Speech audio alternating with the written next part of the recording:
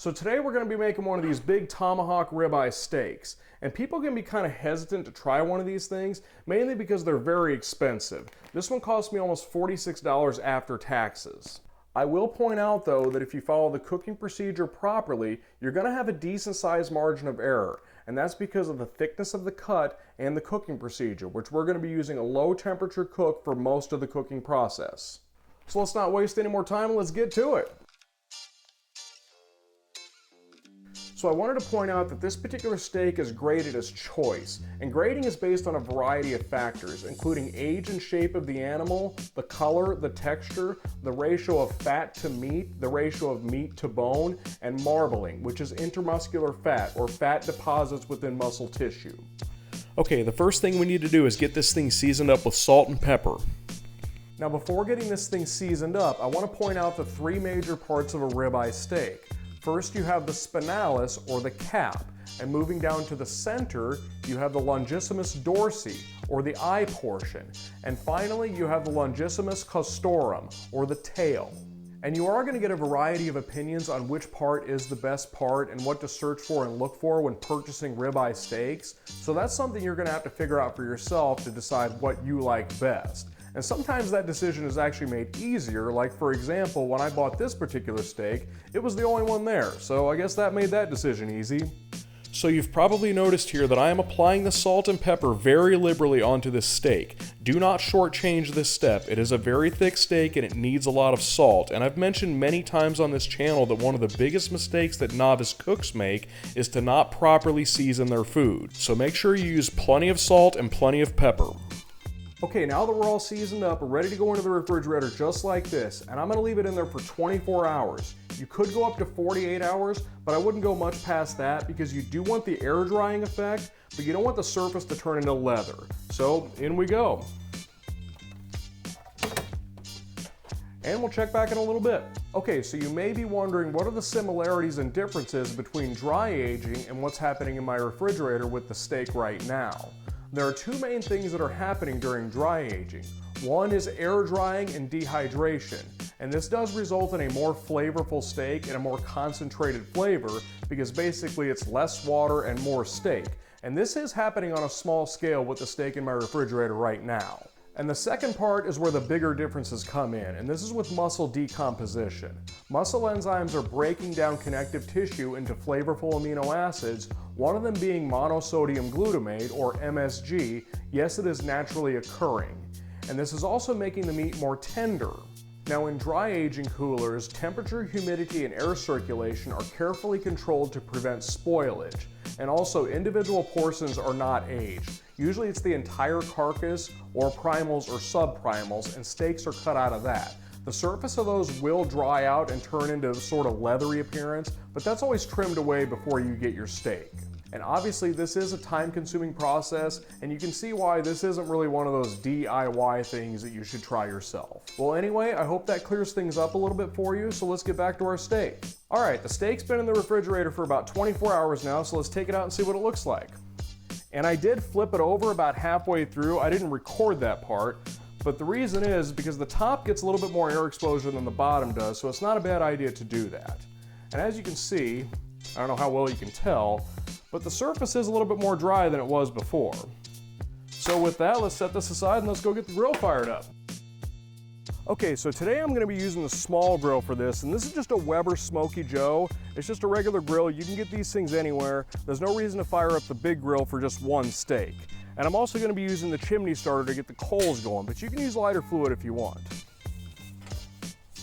Okay, to get the coals going, flip the chimney over and stuff a bunch of crumpled newspaper into the bottom portion. Then flip it back over and fill the top portion with either briquettes or lump coal.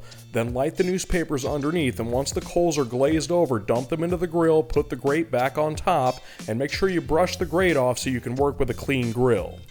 Alright, let's go grab the steak and get this thing on the grill. Okay, before I put the steak onto the grill, I'm actually going to coat the surface with a little bit of olive oil, and the reason for doing that is it's going to help promote even browning and even heat distribution across the surface of the meat.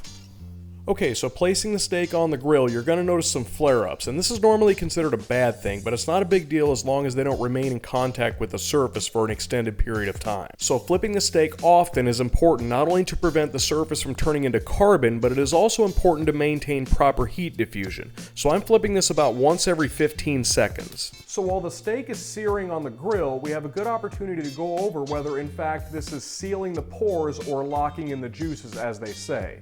And the short answer to that is no. The long answer to that is meat does not contain pores. Rather, it's an open network of muscle fibers. And a good analogy to use here is that the surface of the meat is sort of like the cut end of a rope. In fact, there are two ways to demonstrate this. First, when you put a piece of meat in a hot pan or on a hot grill, you notice that it's continuously sizzling. And that's moisture that's vaporizing and escaping, meaning that the surface is never really becoming waterproofed. And the second way is that when you flip a piece of meat over, after a minute or so, you'll notice the juices come through the surface of the meat. And that's a pretty obvious indication that nothing is getting sealed up. So the purpose of searing isn't to seal anything up. It's done for flavor, texture, and appearance. Okay, so we got a pretty good sear on this thing now, so let's go ahead and head on inside and finish this thing up in the oven.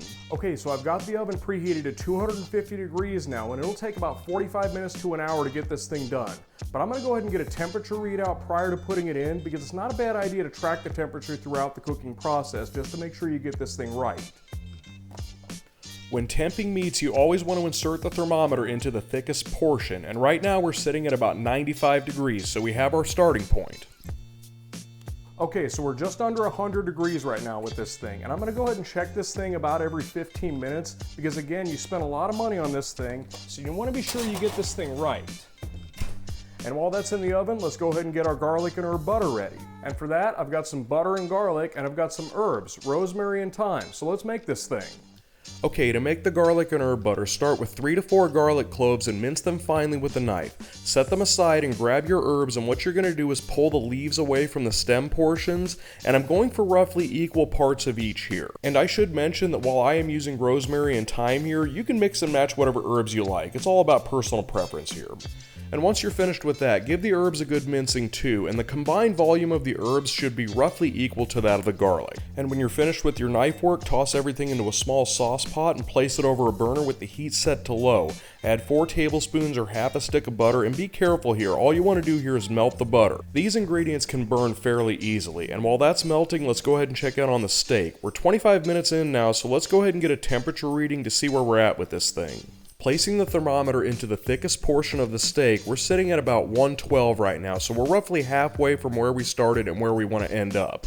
But before going back into the oven, I'm going to spoon some of the butter mixture onto the steak, and then we're going to travel through time another 20 minutes to repeat this process, and let's go ahead and get another temperature reading while we're at it. So it's been in the oven for about 45 minutes now. Go ahead and flip it over and add some of the butter to this side, and checking the temperature now, we can see we're sitting at about 120 right now. So this can go back into the oven for probably another 15 minutes or so. And this is where the advantage in low temperature roasting comes in. It's easy to manage the gradual rise in temperature. Okay, so the steak's been in the oven for 55 minutes now, and by tracking the temperature to this point, we've seen kind of how it's progressed, so I got a pretty good idea that it's done right now. So let's take a look at it. So the thermometer's checking in at 125 right now. Okay, so you can see the steak has reached 125 degrees, and it's actually climbed up to about 128 right now. So anywhere between 125 and 130 is perfect for medium rare. So now this has to rest for about 15 minutes before we can cut into it. Well, the grilling portion gave us a great sear on the outside, but what do you say we cut into this thing and see what it looks like on the inside? And looking at this thing, I'd say we have a pretty solid looking medium rare here, so this cooking method is a very reliable one to work with. I highly recommend giving this a shot, but for now that's the end of the video, so thanks for tuning in and we'll see you next time.